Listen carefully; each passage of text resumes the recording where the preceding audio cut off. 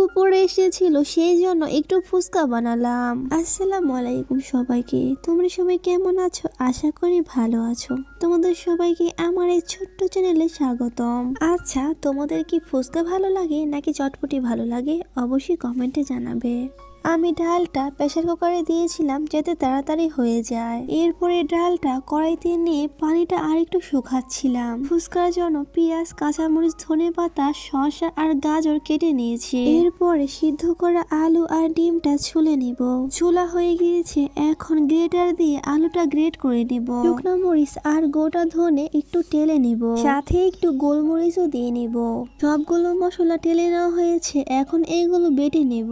এই তো আমার বাটাবাটি হয়ে গিয়েছে, এখন ফুচকাগুলো ভেজে নেব। ফুচকাগুলো আমার ফুফাতো বোনে ভেজেছে। ডুবো তেলে ফুচকাগুলো একদম ফুলকো ফুলকো করে ভেজে নিয়েছে। এখন আমি ডালটা সবগুলো মশলা দিয়ে ভালো মতো মেখে নিব। দেখতে পাচ্ছেন খুব সুন্দর মতো ডালটা মেখে নিয়েছে। ডালটা মাখানোর পরে এখন আমি একদম মেন জিনিসটা বানাবো, টক পানি। আচ্ছা, কার কার মনে হয় ফুচকার মেন জিনিসটাই হলো টক পানি? এই তো আমি খুব সুন্দর মতো টক পানিটা বানিয়ে নিয়েছি। এখন ফুচকার মধ্যে ডাল ভরে ঘপাঘপ মুখে দেওয়ার পালা। বাসায় খাওয়ার সুবিধাটা কি জানেন? একদম আনলিমিটেড খাওয়া যায় মনের মতো করে। আজকে এই পর্যন্তই। আমার সাথে এতক্ষণ থাকার জন্য অসংখ্য ধন্যবাদ। আমি ফুচকা খেতে থাকি, তোমরা ভালো থেকো। আল্লাহ হাফেজ।